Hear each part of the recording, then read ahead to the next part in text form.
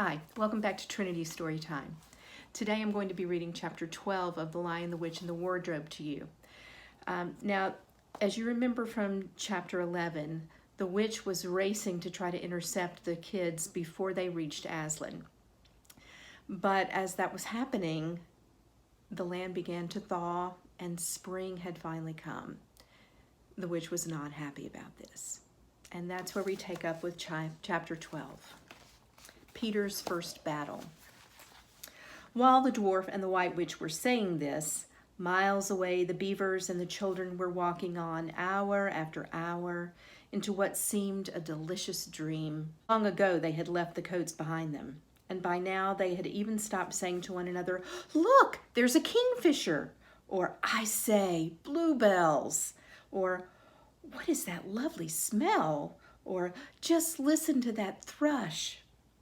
They walked on in silence, drinking it all in, passing through patches of warm sunlight, into cool green thickets, and out again into wide mossy glades where tall elms raised the leafy roof far overhead, and then into dense masses of flowering currant and among hawthorn bushes where the sweet smell was almost overpowering.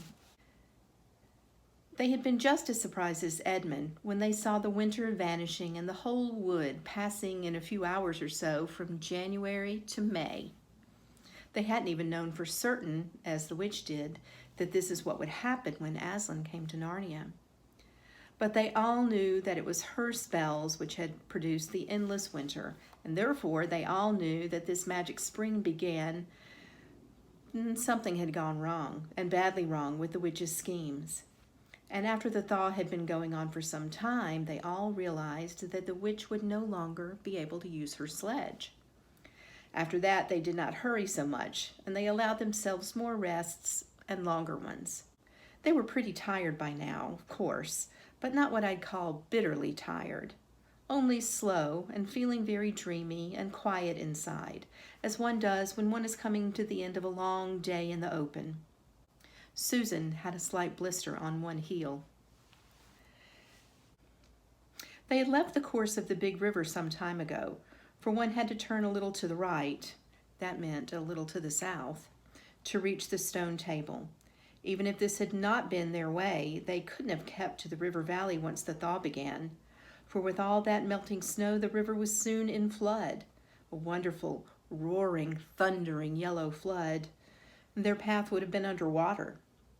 And now the sun got low, and the light got redder, and the shadows got longer, and the flowers began to think about closing. "Not long now," said Mr. Beaver, and began leading them uphill across some very deep, springy moss.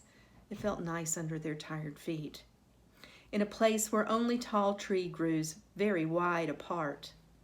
The climb, coming at the end of a long day, made them all pant and blow.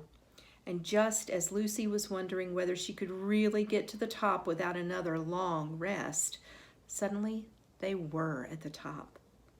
And this is what they saw. They were on a green open space from which you could look down on the forest spreading as far as one could see in any direction, except right ahead. There, far to the east, was something twinkling and moving. "By gum," whispered Peter to Susan, "the sea!" In the very middle of this open hilltop was the stone table. It was a great, grim slab of gray stone supported on 4 upright stones. It looked very old, and it was cut all over with strange lines and figures that might be the letters of an unknown language. They gave you a curious feeling when you looked at them.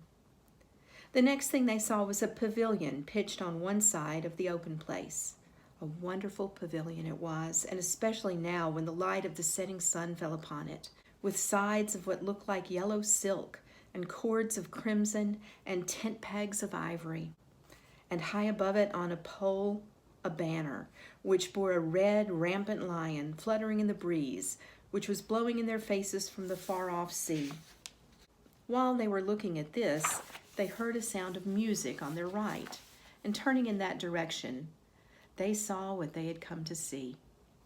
Aslan, stood in the center of a crowd of creatures who had grouped themselves around him in the shape of a half moon.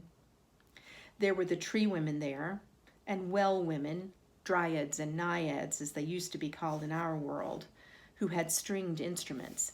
It was they who had made the music. There were 4 great centaurs. The horse part of them looked like huge English farm horses, and the man part was like stern but beautiful giants. There was also a unicorn, and a bull with the head of a man, and a pelican, and an eagle, and a great dog. And next to Aslan stood 2 leopards, of whom one carried his crown, and the other his standard. But as for Aslan himself, the beavers and the children didn't know what to do or say when they saw him. People who have not been in Narnia sometimes think that a thing cannot be good and terrible at the same time. If the children had ever thought so, they were cured of it now. For when they tried to look at Aslan's face, they just caught a glimpse of the golden mane and the great, royal, solemn, overwhelming eyes. And then they found they couldn't look at him and went all trembly. "Go on," whispered Mr. Beaver. "No," whispered Peter, "you first." "No, sons of Adam before animals," whispered Mr. Beaver back again. "Susan," whispered Peter, "what about you? Ladies first." "No, you're the eldest," whispered Susan. And of course, the longer they went on doing this, the more awkward they felt. Then at last, Peter realized that it was up to him. He drew his sword and raised it to the salute, and hastily, saying to the others, "Come on, pull yourselves together," he advanced to the lion and said, "We have come, Aslan." "Welcome, Peter, son of Adam," said Aslan. "Welcome, Susan and Lucy, daughters of Eve. Welcome, he-beaver and she-beaver." His voice was rich and deep and somehow took the fidgets out of them. They now felt glad and quiet, and it didn't seem awkward to them to stand and say nothing. "But where is the 4th?" asked Aslan. "He has tried to betray them and join the White Witch, O Aslan," said Mr. Beaver. And then something made Peter say, "That was partly my fault, Aslan. I was angry with him, and I think that helped him go wrong." And Aslan said nothing either to excuse Peter or to blame him, but merely stood looking at him with his great golden eyes.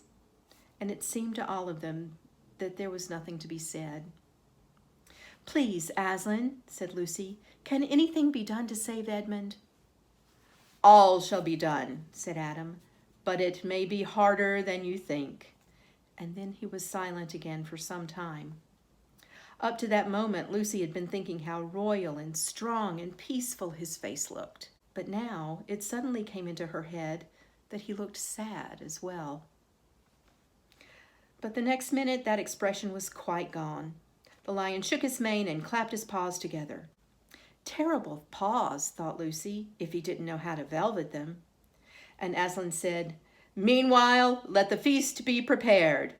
Ladies, take these daughters of Eve to the pavilion and minister to them."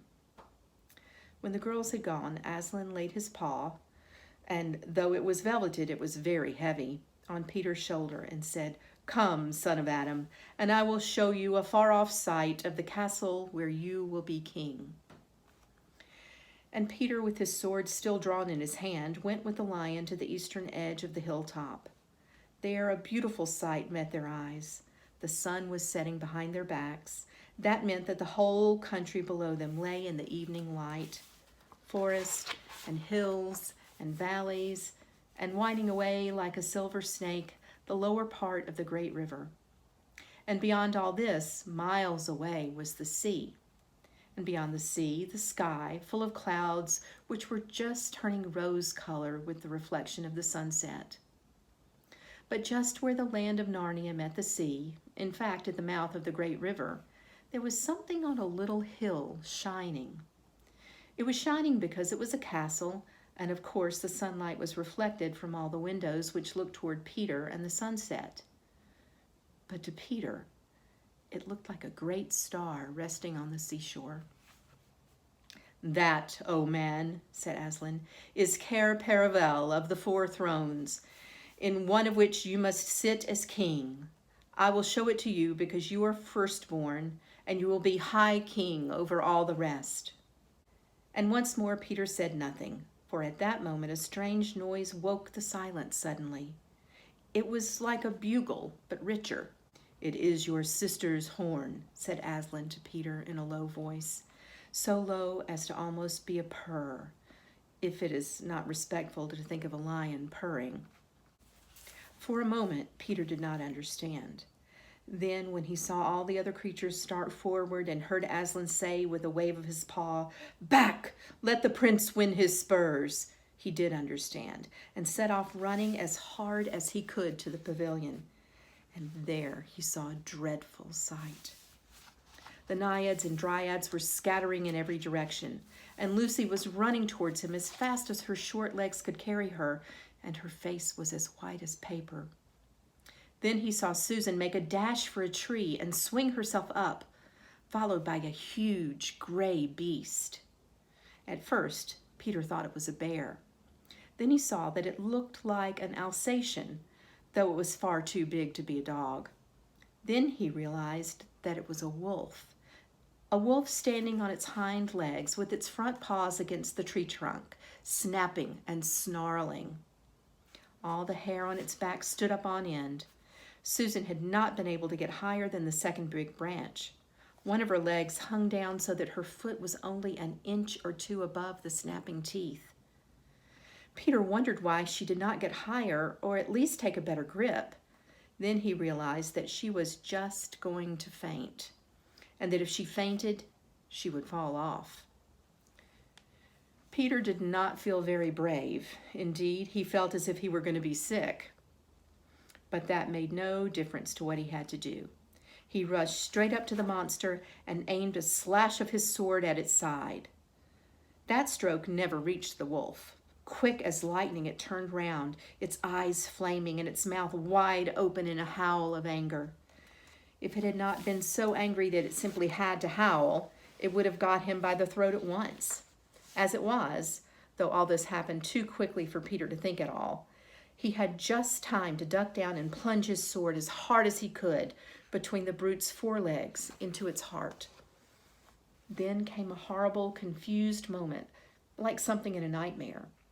He was tugging and pulling, and the wolf seemed neither alive nor dead, and its bare teeth knocked against his forehead, and everything was blood and heat and hair. A moment later, he found that the monster lay dead, and he had drawn his sword out of it and was straightening his back and rubbing the sweat off his face and out of his eyes. He felt tired all over. Then, after a bit, Susan came down the tree. She and Peter felt pretty shaky when they met, and I won't say there wasn't a lot of kissing and crying on both sides. But in Narnia, no one thinks any the worse of you for that. "Quick, quick!" shouted the voice of Aslan. "Centaurs, eagles! I see another wolf in the thickets, there, behind you. He has just darted away. After him, all of you. He will be going to his mistress. Now is your chance to find the witch and rescue the fourth son of Adam." And instantly, with a thunder of hooves and a beating of wings, a dozen or so of the swiftest creatures disappeared into the gathering darkness. Peter, still out of breath, turned and saw Aslan close at hand. "You have forgotten to clean your sword," said Aslan. It was true. Peter blushed when he looked at the bright blade and saw it all smeared with the wolf's hair and blood. He stooped down and wiped it quite clean on the grass, and then wiped it quite dry on his coat. "Hand it to me and kneel, son of Adam," said Aslan. And when Peter had done so, he struck him with the flat of the blade and said, "Rise up, Sir Peter Fenrisbane, and whatever happens, never forget to wipe your sword." And that is the end of chapter 12.